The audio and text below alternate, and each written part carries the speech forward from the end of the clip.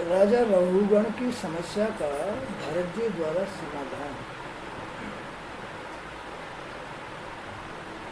रघुगण एक राजा था और भरत एक भगवान भक्त था।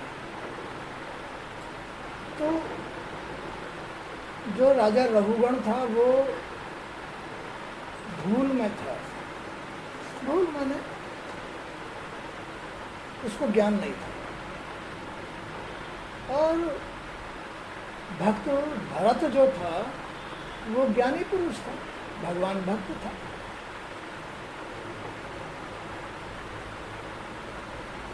लेकिन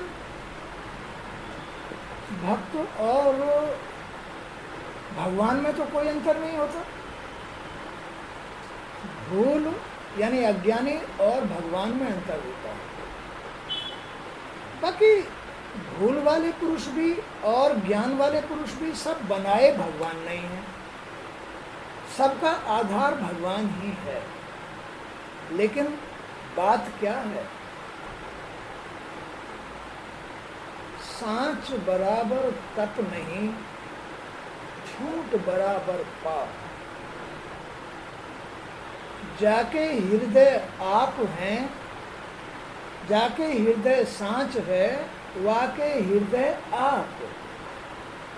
सिर्फ इतना सा मतलब है। इसी का अर्थ है भगवान और भक्त के बीच का मेल। और यही है भागवत। सांच बराबर तप नहीं, झूठ बराबर पाप। जिसके हृदय पर भगवान का, जिसका हृदय सच्चा हो गया है, बस उसे और किसी तप की जरूरत ही नहीं है। जिसका हृदय सच्चा है। खेल है हृदय का। मन, बुद्धि, चित्त और वाणी। मन, बुद्धि, चित्त और वाणी। ये आदमी का अगर सच्चा हो गया है तो उसे किसी साधना और किसी तपस्या की जरूरत ही नहीं है। वो भगवान भक्त हो गया। मन कहते हैं 5 ज्ञानेंद्रिय, 5 कर्मेंद्रिय और ये शरीर, यही अंदर मन है। ये अगर सच्चा हो गया है, इस मन से बनने वाली बुद्धि सच्ची हो गई है और जी सच्चा हो गया है, जिसका टोटली ये आवेश सच्चा हो गया, उसको चित्त कहते हैं। सांच बराबर तप नहीं, ये है सच्चा आवेश। सांच बराबर तप नहीं, झूठ बराबर पाप। अगर उसकी ज्ञानेंद्रिय, कर्मेंद्रिय और ये शरीर, उसके अंदर मन, बुद्धि, चित्त और वाणी सब महली हैं, झूठी हैं, गंदी हैं, पापी है, तो सांच बराबर तप नहीं, झूठ बराबर पाप। जाके हृदय सांच है, वाके हृदय अब। इतनी सी बात है। ये है शुद्ध और अशुद्ध जीवन, पाप और पुण्य। केवल इतना सा ही समझना होता है। भागवत सुनने का यही अर्थ है कि तुम बिगड़ गए हो, कि तुम बहक गए हो, कि तुम्हें माया ने घेर लिया है, कि तुम्हें बुराई ने घेर लिया है, कि तुम्हारा आवेश महला हो गया है, तुम अब पापी हो गए हो, तुम अब अधर्मी हो गए हो, या तुम अब सच्चे हो गए हो, अच्छे हो गए हो, तुम भगवान के भक्त हो गए हो। बस इतना समझना है, अपने आप को समझना है। सांच बराबर तप नहीं, झूठ बराबर पाप। सांच बराबर तप नहीं माने कि जिसकी ज्ञानेंद्रिय, कर्मेंद्रिय और शरीर यानी माने मन सच्चा है। दूसरा, जिसकी बुद्धि और विचार, वाणी सब सच्चे हैं, अच्छे शब्द निकलते हैं, अच्छा सोचता है, अच्छी बुद्धि, अच्छा कर्म करता है, तो इसके बराबर कोई तप ही नहीं है।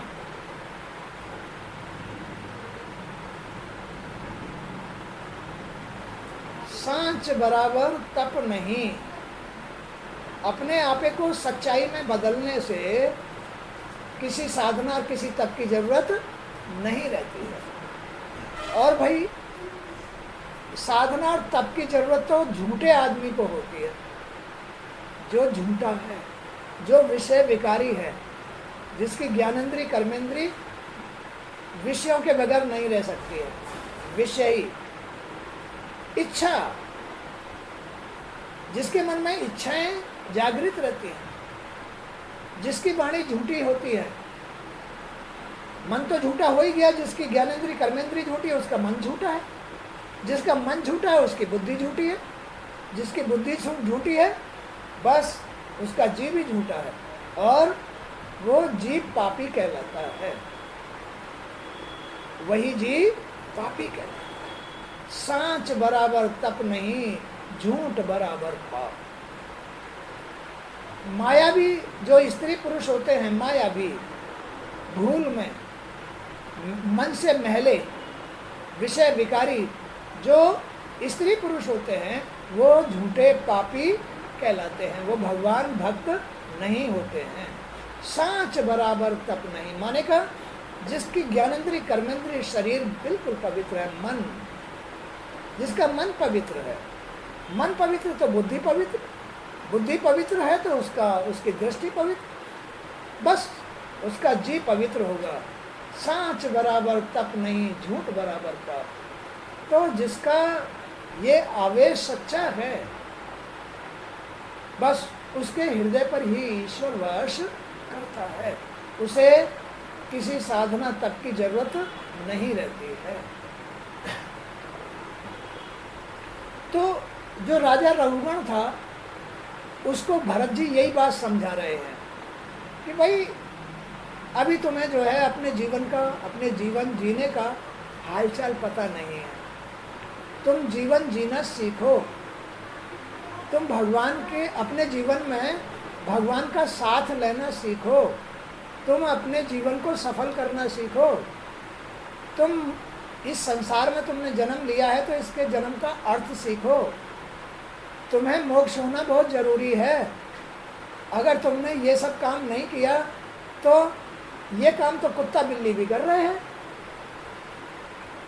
ये काम तो कुत्ता बिल्ली भी कर रहे हैं, फिर तुम्हारा मानव योनि में जन्म लेने का अर्थ क्या हुआ? जबकि मानव योनि बड़े पुण्यों से प्राप्त होती है, मानव योनि बड़े पुण्यों से प्राप्त होती है। फिर मानव योनि में और कुत्ता योनि में क्या फर्क हुआ? कोई फर्क नहीं हुआ।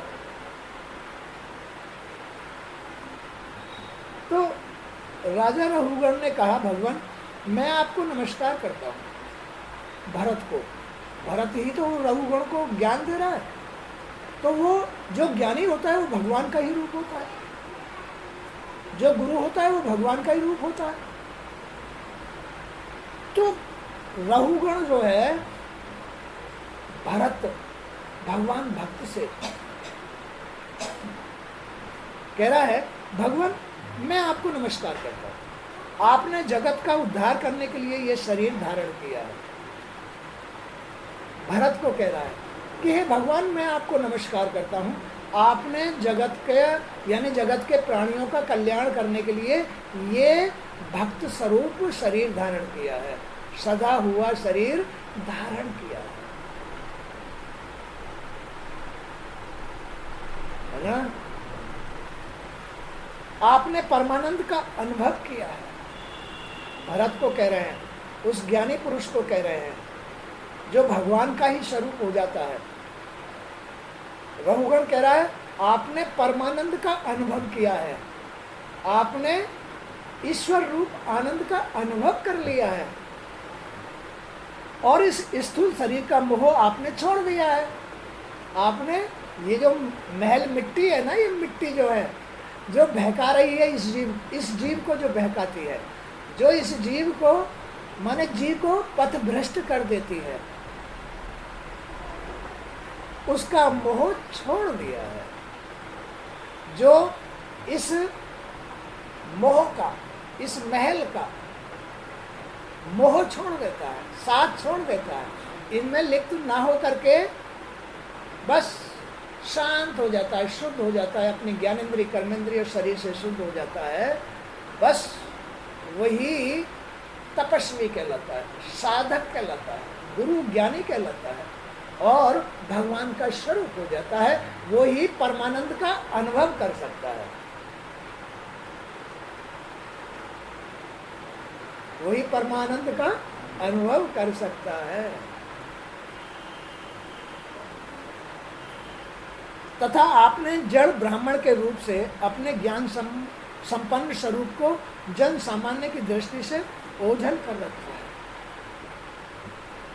आपके वचन मेरे लिए अमृत तुल्य हैं, अमृत तुल्य। ये जो वचन निकल रहे हैं ज्ञानी पुरुषों के जो शब्द होते हैं, अमृत तुल्य यानी कष्टों का निवारण, हर बात का उपाय होते हैं, हर बात का उपाय होते हैं। उलझन बंधन तो मोह है, इसमें जो उलझा हुआ है हर प्रकार का बंधन उसको लग गया। अब तो जी तोड़ मेहनत करनी पड़ेगी, हानि भी उठानी पड़ेगी, बीमार भी होना पड़ेगा, अपमानित भी होना पड़ेगा, रोना भी पड़ेगा, सब कुछ करना पड़ेगा। लेकिन परमानंद किसको कहते हैं? परमानंद जिसमें न रोना पड़े, न बीमार होना पड़े, न हानि उठानी पड़े, न कोई किसी से अपमानित होना पड़े, ज्ञान के साथ परमानंद का अनुभव करना, सम्मान के साथ अपना जीवन व्यतीत करना, ये अंतर हो जाता है एक अज्ञानी और ज्ञानी पुरुष का।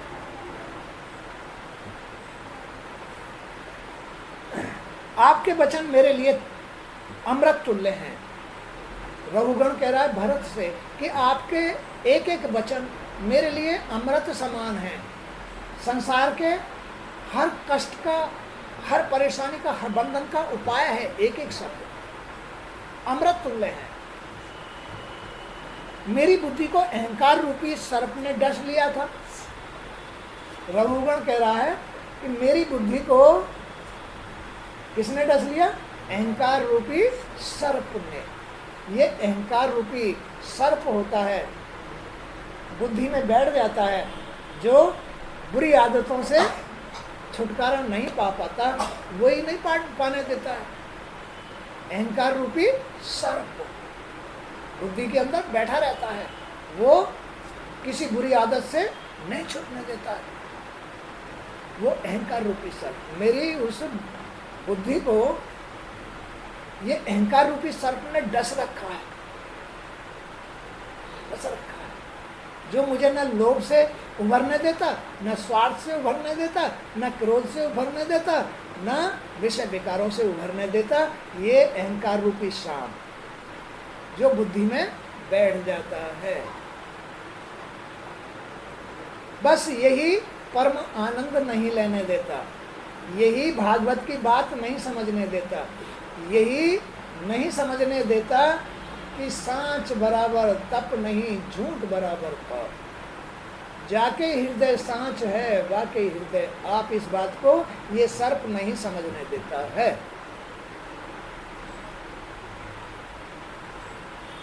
तो जीवन का नरक बनाना कैसे बनता है? अहंकार रूपी सांप की वजह से। जीवन नरकीय इस अहंकार से हो जाता है। और जिसकी बुद्धि में अहंकार नहीं है वो विनम्र भावी होता है, वो भगवान भक्त होता है, वो उनकी शरण में रहता है, उसको पूर्ण ज्ञान हो जाता है। भगवान उसके सिर पे हाथ रख के रहते हैं, हर वक्त सिर पे हाथ रहता है, जिससे कि ये अहंकार रूपी सर्प उसकी बुद्धि में ना घुस जाए, हर वक्त उसके सिर पे हाथ रहता है।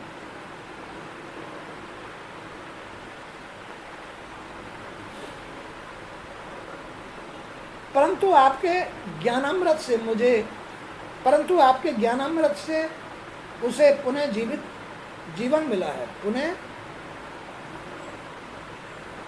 मेरी बुद्धि को अहंकार रूपी सर्प ने डस लिया था, परंतु आपके ज्ञानामृत से उसे पुनः जीवन मिला है। किसको? बुद्धि को। अभी जो गुरुजी तुम्हें ये भागवत सुना रहे हैं, इसकी चर्चा सुना रहे हैं, सच और झूठ का हालचाल बता रहे हैं, यही ज्ञानामृत शब्द हैं। इनसे ये सर्प भाग जाता है। ये ज्ञानामृत शब्द हैं, ज्ञान रूपी शब्द हैं, जिनसे बुद्धि साफ हो जाती है। काल सर्प योग, काल सर्प योग, इसको ही कहते हैं काल सर्प योग। काल सर्प योग मिट जाता है भागवत सुनने से, बुद्धि साफ हो जाती है, काल सर्प योग हट जाता है और बस भगवान भक्त बन जाता है। माने भगवान भक्त का मतलब क्या है? मन से, बुद्धि से, चित्त से, वाणी से पवित्र हो जाना। मन से, बुद्धि से, चित्त से, वाणी से पवित्र हो जाना ही भक्ति कहलाती है। यही ज्ञान स्वरूप है। दीपक को संसार के जो हवा के झोंके होते हैं, जो सांसारिक पुरुष होता है, उसको जो सांसारिक परिस्थितियां होती हैं, उसकी दीपक की जो लो होती है उसे बुझा देती है। जो आदमी की सांसारिक परिस्थितियां होती हैं, वो परिस्थितियां आदमी के शरीर के अंदर जो लो जल रही है उसे बुझा देती है। बस दीपक बुझा नहीं, आदमी अहंकारी हुआ नहीं, भूल में हो जाता है, अंधेरे में पड़ जाता है। तो फिर ये सब झूठ है, ये सब दुख का कारण है, ये सब बेचैनी है, अशांति है, हानि है, पराधीनता है, ये जीवन की असफलता है। इसलिए सफलता किसमें है? फिर सफलता तो केवल सच्चाई में है। जिसके हृदय पर सच्चाई है, बस उसका ही जीवन सफल माना जाता है। जो भगवान की शरण में चला जाता है, माने कि शरण का अर्थ क्या है? अपने मन का, अपनी बुद्धि का, अपनी सोच का, अपनी वाणी का, अपने कर्म का शुद्धिकरण ही भगवान की शरण है।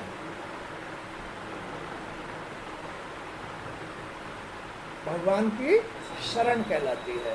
तो रहुगण भरत से कह रहे हैं कि आपके ज्ञानामृत जो ये शब्द है, इन्होंने मेरी बुद्धि में बैठा हुआ जो अहंकार रूपी काल सर्प था, मेरी बुद्धि को उससे आपके शब्दों ने मुक्त कर दिया। मेरी बुद्धि तो अब छुटकारा पाई है।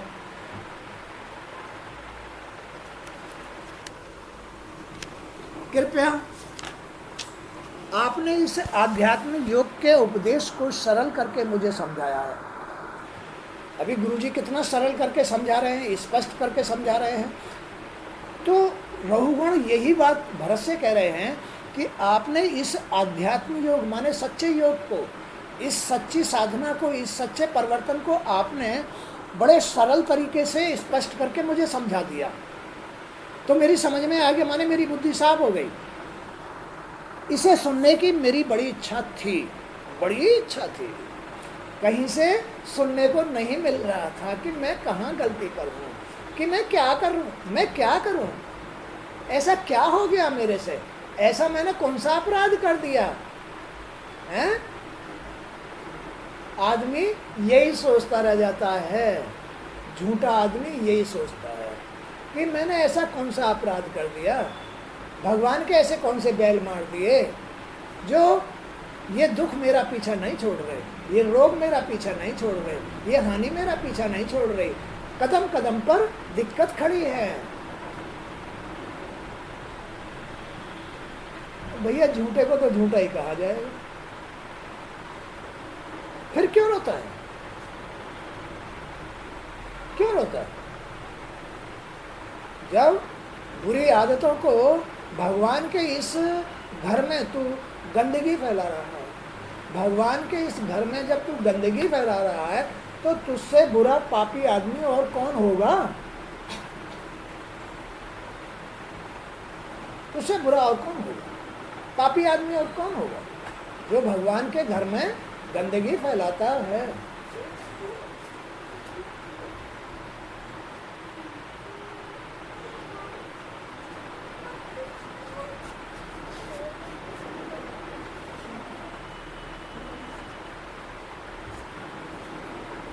आ जाओ अंदर, आ जाओ, आ जाओ, आ जाओ।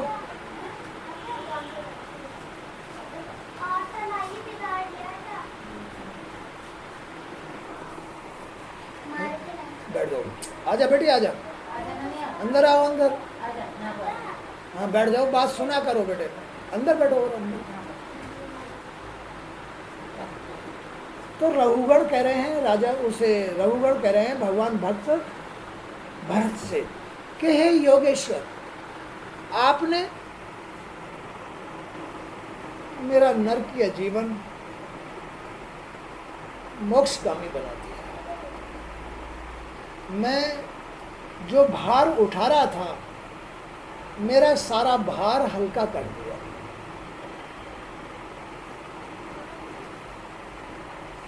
मैं जो अपने जीवन का भार उठाए घूम रहा था, वो सत्य नहीं था। मैं जो अपने जीवन का भार उठाए घूम रहा था, ये सत्य नहीं था। उसे मात्र व्यवहार का मूल कहा जाता है। वो तो केवल एक व्यवहार का मूल था। भार एक व्यवहार का, ये सांसारिक जीवन है। ये बात मेरी समझ में नहीं आ रही थी। मैं तो केवल उसमें ही उलझा हुआ था, बात व्यवहार में ही उलझा हुआ था, लेकिन वो सब सत्य नहीं था। सत्य तो, सच्ची बात तो आपने आज बताई है कि मैं मन से, बुद्धि से, अपने विचार दृष्टि से मायावी सांसारिक हो गया था, पापी हो गया था। सारा दोष तो मुझे लग रहा था। जी कह रहा है इस बात को, भरत जी कह रहे हैं इस बात को, रघुगण कह रहा है इस बात को कि सारा दोष तो मुझे ही लग रहा था। इस शरीर का, इस घर का, मंदिर का, जो आपका ये मंदिर है, इसका सारा दोष तो मुझे लग रहा था।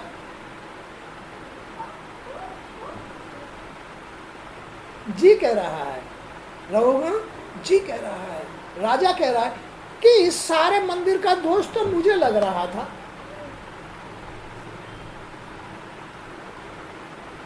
मैं ही सोच रहा था कि बस मैं ही भगवान हूँ, इस मंदिर में बैठने वाला मैं ही हूँ, मुझसे बड़ा कोई नहीं है, मैं ही इस मंदिर का मालिक हूँ, मैं ही शरीर का मालिक हूँ। तो मेरी असली बात तो आज समझ में आई है कि इसका जितना भी दोष लग रहा था वो मुझे लग रहा था, इसलिए मेरी बुद्धि में काल सर्प योग बैठा हुआ था। मेरी बुद्धि में काल सर्प योग बैठा हुआ था। किसी किसी के पीछे काल सर्प योग लग जाता है, लग जाता है। अब भाई उसका उपाय ढूंढते डोलते रहते हैं, कभी वहाँ जाओ, वहाँ जाओ, वहाँ जाओ, वहाँ जाओ, कहीं उसका उपाय नहीं मिलता है। तो ये सब व्यवहारिक बातें हैं, ये निदान नहीं है, असली उपाय नहीं है। असली उपाय तो ये है कि जिसका दोष मुझे लग रहा था, मैं उस दोष से मुक्त हो जाऊं। अगर मैं इस दोष से मुक्त हो गया तो मेरी साधना पूरी, मेरी तपस्या पूरी, मेरी भक्ति पूरी, और मैंने अपने जीवन को सफल कर लिया। अपने जीवन को सफल कर लिया।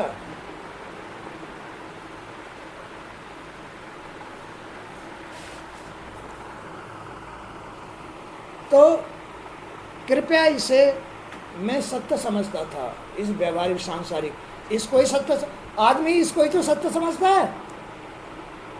अरे खा ले पी लो, मौज उड़ा लो, अच्छे कपड़े पहन लो, अच्छी कोठी बिल्डिंग बना लो, यही है बस जीवन की सफलता। हो गए मेरे तो सारे काम पूरे, हो गए मेरे तो सारे काम पूरे। लेकिन इससे आदमी को सफलता नहीं मिलती है, ये सफलता नहीं है। सफलता तो भगवान के मंदिर को पवित्र करने से ही सफलता मिलती है। ये तो झूठा जंजाल है कि भाई हमने ये औलाद पैदा कर ली, इनको पढ़ा दो, लिखा दो, इनके ब्याह शादी कर दो, अरे बड़ा उसमें खुश हो रहा है, ये मेरा पोता है, ये मेरी देवती है, ये मेरा देवता है, और ये मेरी स्त्री है, ये मेरी बेटी। इनमें ही उलझ के रह जाता है। ये सत्य नहीं है। मेरे सारे काम पूरे हो गए, बस मैं तो मुक्त हो गया, छुटकारा मिल गया। ये सब उलझन है, बंधन है। इन सब कामों को पूरा तो ईश्वर करता है, तुम नहीं करते हो। तुम्हारी तो बुद्धि काल सर्प योग ने डस रखी है, इसलिए तुम्हारी समझ में नहीं आ रहा है। भरत जी ने जो रघुगण को समझाया है, ये सत्य है कि तुमने भगवान के मंदिर को गंदा कर रखा है, उसका दोष तुम्हें लग रहा है, उसका दोष तुम्हें लग रहा है। तुम इस भार को ढोए घूम रहे हो। तुम्हारा ये जो भार है, ये तभी छूटेगा जब तुम भगवान की शरण में पहुंच जाओगे। माने कि अपनी ज्ञानेंद्री, कर्मेंद्री, शरीर को पवित्र करके मन को पवित्र करोगे, तब बुद्धि पवित्र होगी। बुद्धि पवित्र होगी तब तुम्हारी सोच पवित्र होगी, तब तुम्हारे कर्म, तब तुम इस भार से मुक्त हो सकते हो, अन्यथा नहीं हो सकते।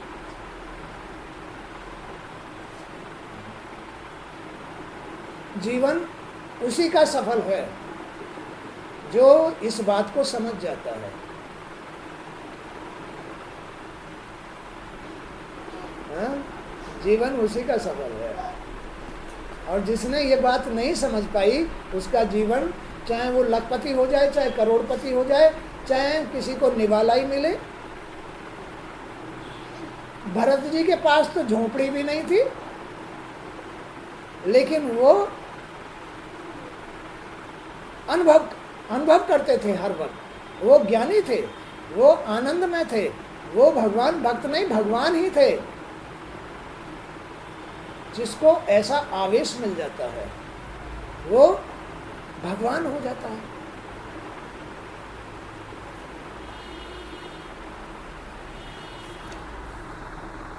जड़ भरत ने कहा, राजन, इस शरीर को पृथ्वी का विकार कहा गया है।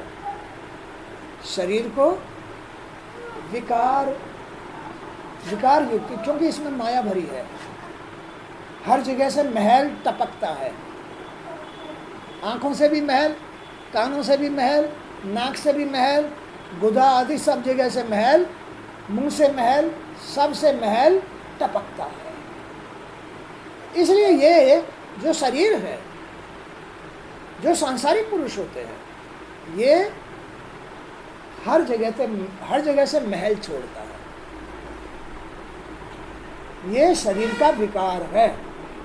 ये जो महल आ रहा है, जिसकी आंखों में ढींड आ रही है, जिसके कानों में घूघ निकल रहा है, जिसके नाक से नाक निकल रही है, जुकाम हो रहा है या नाक निकल, जिसके मुंह से गगार निकलती है ना, या गुदा आदि से ये सब कुछ निकलता है, ये सब इस शरीर का महल विकार है। सत्पुरुषों के अंदर से कुछ नहीं निकलता है। कभी उनकी आंख से महल नहीं निकलेगा, कभी कान से महल नहीं निकलेगा, कभी नाक से महल नहीं निकलेगा, कभी मुंह से महल नहीं निकलेगा, कभी कहीं से महल नहीं निकलेगा सत्पुरुष के अंदर से। ये तो सांसारिक पुरुष की पहचान है। ये शरीर पृथ्वी बन गया, मायावी शरीर बन गया, जड़ बन गया है, जो महल छोड़ रहा है, जो महल छोड़ रहा है। इसमें आदमी की गति नहीं है, छुटकारा नहीं है, जब तक ये महल आना बंद नहीं हुआ। ये महल आना तभी बंद होगा जब तुम श्री हरि के हो जाओगे, वो परिवर्तन आ जाएगा तो ये महल आना बंद हो जाएगा।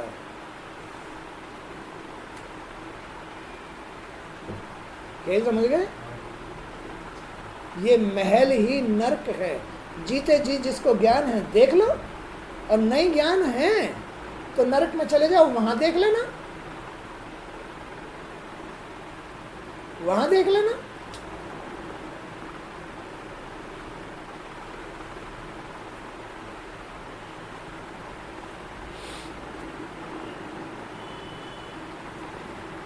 तो ये शरीर को पृथ्वी का विकार कहा गया, शरीर को मायावी विकार कहा गया है।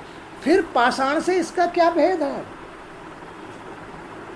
यही तो पत्थर है, इसमें, इस पृथ्वी में और पत्थर में क्या भेद रह गया? ये तो बेकार है, जो काम नहीं आता। इसे इस प्रकार से समझो कि यह शरीर किसी कारण से पृथ्वी पर चलने लगता है, शरीर किसी कारण से पृथ्वी पर चलने लगता है, तब इसे भार ढोने वाला नाम दे दिया जाता है। ये शरीर चलने लग गया किसी कारण से। किस कारण से चल रहा है ये? भगवान, बस क्योंकि उन्होंने ये सब कुछ पैदा किया है, तो वो कारण है, उससे ये चलने लगता है। फिर ये कैसे कारण बनाता है? कारण से कारण पैदा होते हैं। क्योंकि ये विकार युक्त शरीर है ना, इसलिए भगवान ने इसको ऊर्जा दी और ये चलने लग गया। तो फिर ये बस भार युक्त ही कर्म करेगा। किसी कारणवश ये चलने लगता है, भगवान के चलाए चलने लग गया। अब इसमें निरा गंध भरा पड़ा है, आंखों में, कानों में, नाक में, मुंह में, गुदा आदि सब जगह गंदी गंध भरा पड़ा है, तो गंध में ही तो वो चलेगा, गंध में चलेगा। इसलिए इसे भार ढोने वाला शरीर कहा गया है, भार ढोने वाला जीवन कहा गया है, मूर्ख जीवन कहा गया है, अज्ञानी जीवन कहा गया है, अपराध युक्त जीवन कहा गया है। यही पापी जीवन है, इसी का नाम है पापी जीवन। ये कह रहे हैं कि इसे इस प्रकार से समझो कि जब ये शरीर किसी कारण से पृथ्वी पर चलने लगता है, तब इसे भार ढोने वाला नाम दे दिया जाता है। भार ढो रहा है, बस भार ढो रहा है, किराए पे रह रहा है। किराए पे रहने का अर्थ क्या है? जन्म लिया, किराया देता रहे और चला जा, चाहे 1 दिन में जा, चाहे 10 दिन में जा, चाहे जा 100 साल में, किराया देता रहे और जा। ये भार ढोने वाला शरीर कहा गया है। ये सराय है, फिर ये सराय बन जाती है। कैसे सराय बन जाती है? अब ये खाने को भी मांगती है, अब ये पहनने को भी मांगती है, अब ये कहीं घूमने को भी मांगती है, अब ये तीर्थ भी मांगती है, अब इसकी जीभ चट्टो भी हो गई है, अब ये विषय विकारी भी हो गया है, फलाना ढमका।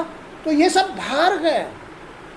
जी इसमें किराए के सराय में रह रहा है, जी किराए की सराय में रह रहा है, इसकी पूर्ति करता है। जी इस किराए की सराय में रह रहा है, इस गंदे महल में रह रहा है। अब क्यों रह रहा है? क्योंकि ये जी इस शरीर के विकारों से काल सर्प की चपेट में आ गया है। काल सर्प इस तरह से आदमी को दरिद्र बना देता है। जिसके ऊपर काल सर्प योग लग जाता है, वो ऐसे मिट्टी में मिला देता है। इसलिए उसे काल सर्प, कहीं काल सर्प योग कटवाता है, कभी कुछ कराता है, कभी कुछ कराता है, कभी कुछ कराता है। लेकिन भैया काल सर्प योग नहीं कटता है, तो तभी कटेगा जब भगवान की शरण में जाओगे।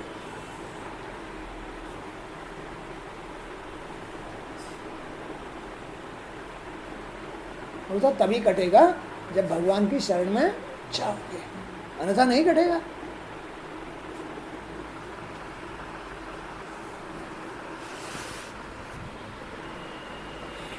इसलिए मैंने कहा कि पृथ्वी का ये जो व्यवहार है, शरीर का जो ये व्यवहार है ना, शरीर से तुम ये जो व्यवहार कर रहे हो ना, ये भी सत्य नहीं है। शरीर से जो तुम ये व्यवहार कर रहे हो ना, क्या व्यवहार कर रहे हो? किसी के पैर छूना, किसी के पैर दबाना, है ना, किसी को 1 रोटी दान कर देना, किसी को ये कर देना, वो कर देना, ये भी सत्य नहीं है। तुम्हारे काम नहीं आएगा, ये तुम्हारे काम नहीं आएगा, जी के काम नहीं आएगा। ये तो ये अपनी पूर्ति के लिए कर रहा है, ये शरीर अपनी पूर्ति के लिए कर रहा है। कि मेरी पूर्ति होती रहे। ये व्यवहार भी जीव का सत्य नहीं है। जीव के लिए ये आत्मा नहीं बना सकता। ये है कि तुम हाथ से 2 पैसे दान कर रहे हो, रोटी दान कर रहे हो, कपड़ा दान कर रहे हो, व्यवहार, ये व्यवहार है, इस शरीर का व्यवहार है, अपने लिए है, स्वार्थ में है कि इसकी पूर्ति होती रहेगी, रोटी खाने को मिलती रहेगी, कपड़ा पहनने को मिलता रहेगा, घर मिलता रहेगा। ये तो हो रहा है, ये सब कुछ इसलिए हो रहा है। तो ये व्यवहार भी सत्य नहीं है। कितनी खुलासा बातें हो रही है, देख लो। ये व्यवहार भी असत्य है। ये जीव का कल्याण नहीं है। इस जीव को जन्म जरूर मिलेगा, क्योंकि ये स्वार्थ में काम कर रहा है। हवन कराना, कथा कराना, तीरथ जाना, कोई दान करना, किसी को कपड़े या कोई भी व्यवहार, किसी के पैर छूना, ये सब कुछ, ये भी सत्य नहीं है। ये भी सब कुछ स्वार्थ में हो रहा है। ये सब कुछ स्वार्थ के लिए हो रहा है। फिर सत्य क्या है कि इसका मोह छोड़ देना, माने इसमें गंदगी नहीं फैलाना, भगवान के मंदिर में गंदगी नहीं फैलाना। यही है जीव का कल्याण।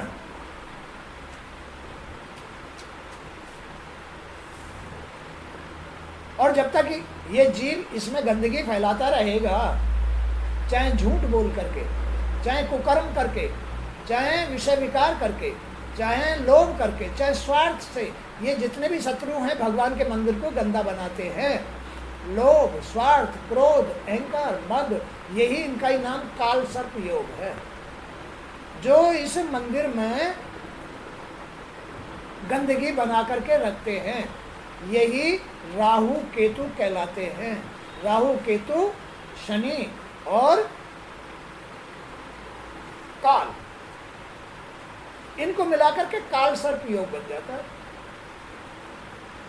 राहु, केतु, शनि और काल, इनको सबको मिलाकर के काल सर्प योग बन जाता है। ये जीव के सिर पे मंडराते रहते हैं। कब? जब तक तुम इसको भगवान के मंदिर को गंदा रखोगे, तब तक ये काल सर्प योग नहीं हटेगा।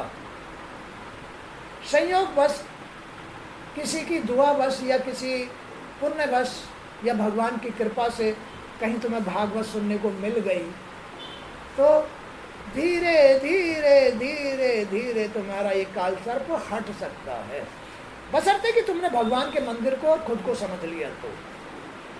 और समझ करके इसको तुमने झाड़ू लगानी शुरू कर दी, पोंछा लगाना शुरू कर दिया, जगह जगह मतलब जो है, जो भगवान के आले वाले हैं सबको साफ करना शुरू कर दिया, और भगवान की मूर्ति को अच्छी तरह से गंगा जल से स्नान कराना शुरू कर दिया, तो इन कर्मों से, इन क्रियाओं से काल सर्प योग हट जाता है। लेकिन इन्हें इस बात को समझेगा कौन? कहाँ से समझेगा? जब भागवत ही नहीं सुनता, जब गुरुओं के ये अमृत में शब्द नहीं सुनेगा, तो फिर वो अपने दुखों को कैसे हटाएगा? आखिर इसके अंदर दुख है क्या? वो झूठ, वो अहंकार, वो काल सर्प योग ही दुख हैं। इनको हटाने का उपाय केवल यही है कि जिसका जी भगवान के मंदिर को गंदा करना छोड़ दे, बस वही उसकी बहादुरी है, वही उसका आनंद है। भगवान उसके ऊपर रीन जाते कि ये मेरा पुजारी है, ये है मेरा पुजारी, ये है मेरा भक्त, जो इसको गंदा करना छोड़ देता है। सारी दुविधाएं समाप्त, काल सर्प योग हट जाता है।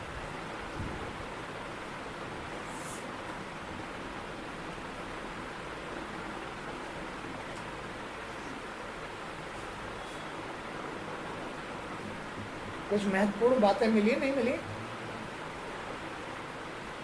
ये हैं, देखो, गहराई की बातें हैं, जिन्हें समझने मात्र से आदमी सारे संकटों से मुक्ति पा जाता है।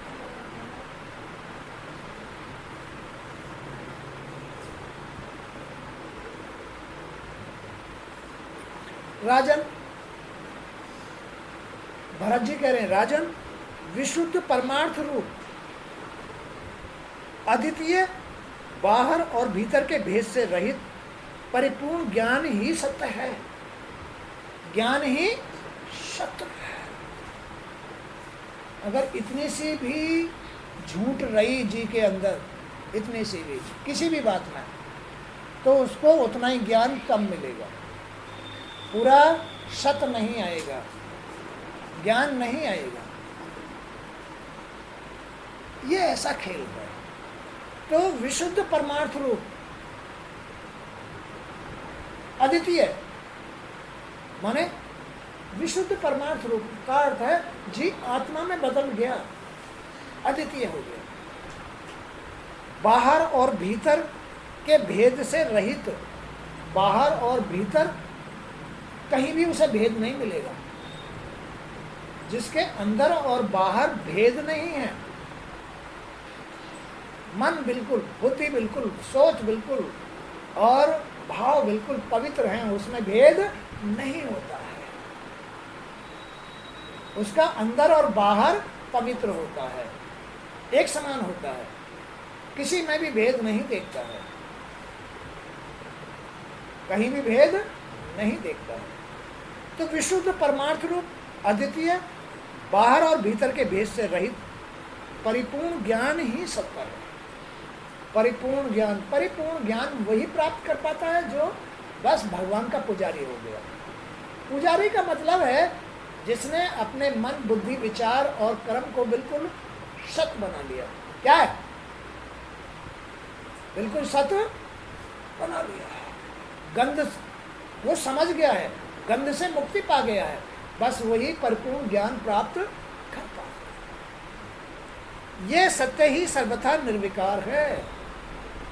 आत्मा सर्वथा निर्विकार है, सत्य बिल्कुल निर्विकार है। ये जी तो माया भी इन क्रियाओं के द्वारा बेचारा फंसा पड़ा है, लेकिन ये जी जब आत्म स्वरूप बदल जाता है, सच्चा पुजारी बन जाता है, जब ये भगवान के मंदिर और भगवान का अर्थ समझ जाता है, तो बस बिल्कुल निर्विकार हो जाता है। इसी का नाम भगवान है। यही है जो जी निर्विकार हो गया है, बस इसी का नाम भगवान है, आत्मा है। स्पष्ट हो गया? अब तो तुम्हारी समझ में ये बात आ जानी चाहिए कि आखिर भगवान है क्या चीज।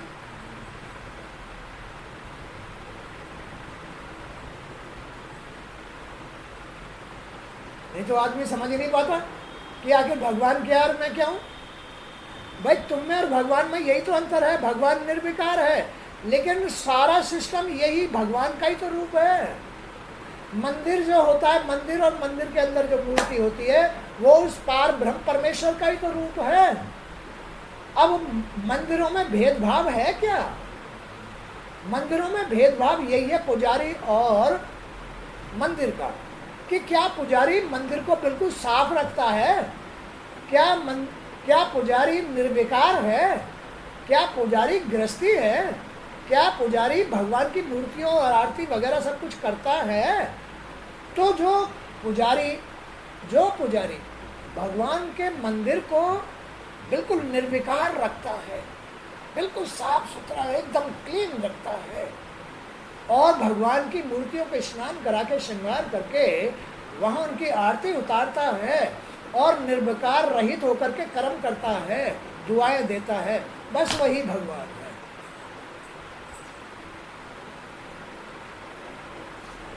वही भगवान है। जो पुजारी है वही भगवान है, कर्म प्रधान है।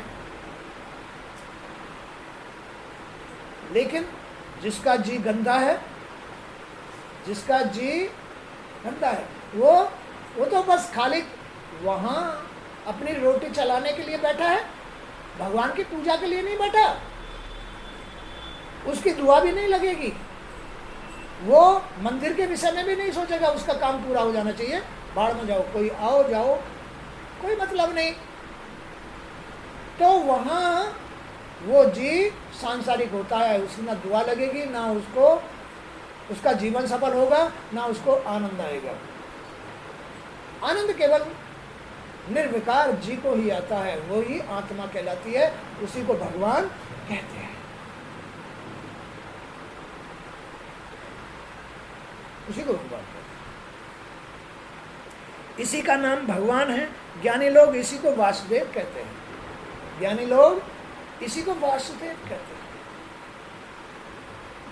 हे राजन, महापुरुषों की चरण धूलि से नहाए बिना, महापुरुषों के इन शब्दों को सुने बगैर यज्ञ, दान, कर्म और सेवा आदि किसी भी तरह की साधना से परमात्मा ज्ञान प्राप्त नहीं हो सकता।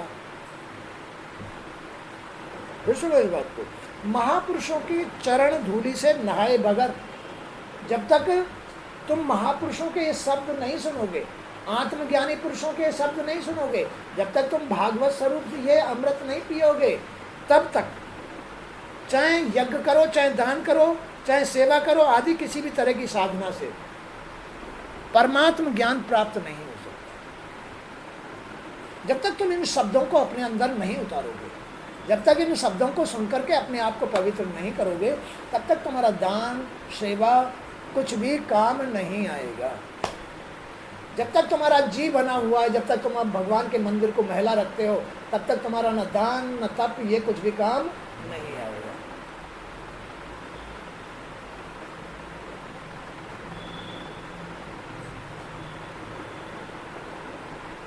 तब तक ये सब कुछ काम नहीं आएगा। इसका कारण यही है कि महात्माओं के समाज में सदैव श्री हरि की पवित्र कीर्ति का गुणगान होता है। क्या कह रहे हैं कि महात्माओं के समाज में, माने जहाँ भागवत या गुरुजी उपदेश दे रहे हैं, वहाँ का जो समाज होता है, यानी उनके अंदर का जो समाज है, वो केवल श्री हरि का गुणगान ही सुनाते भी हैं और पसंद भी करते हैं, व्यर्थ की बातें पसंद नहीं करते हैं उस समाज का। तो महात्माओं के समाज में सदैव श्री हरि के पवित्र कीर्ति का गुणगान होता है, जो विषय वासनाओं तथा अन्य विकारों को मन के पास नहीं फटकने देता है। विषय वासनाओं को, उनके समाज में बैठो, उनके पास बैठो, उनकी बातें सुनो, तो तुम्हारे मन, बुद्धि और सोच, कर्म में ये विकार नहीं फटकेंगे, नहीं फटकेंगे। भगवान वासुदेव की लीलाओं का गान मनुष्य में प्रेमा भक्ति को जन्म देता है। जो ये बातें सुन रहे हो, तुम्हारे मन में भगवान की कथा, भगवान की लीला, भगवान का यश, गुणगान, ये तुम्हारे मन में ये जो प्रक्रिया है, जो ये भागवत सुन रहे हो या सुना रहे हैं गुरुजी, ये सब तुम्हारे मन में वासुदेव की कलाओं का यशोगान यानी अमृत बढ़ा रहे हैं। भगवान वासुदेव की लीलाओं का गान मनुष्य में प्रेम भक्ति, भगवान के प्रति प्रेम भक्ति बढ़ाता है, और प्रभु के प्रति यह प्रेमा भक्ति समस्त जीवों के प्रति प्रमोदगारों को प्रकट करती है। इस प्रकार जो प्रभु के जीवों से प्रेम करता है, वह प्रभु से ही प्रेम करता है। प्रभु वासुदेव ऐसे भक्त के प्रतिपल निकट रहते हैं। भगवान वासुदेव, भगवान ऐसे आदमियों के, ऐसे मंदिर वाले लोगों के हर वक्त निकट रहते हैं। पुजारी को ही भगवान बना देते हैं, उसके हर वक्त निकट रहते हैं, और उसे कभी अपने से अलग नहीं होने देते, फिर नहीं होने देंगे। एक बार त्यागो तो सही, क्यों अपना विनाश करते? जिसमें तुम्हारा भला है, जिसके लिए तुम्हारा जन्म हुआ है, उस चीज को क्यों छोड़ते हो? उसके करीब रहो, उसे अपना के रहो।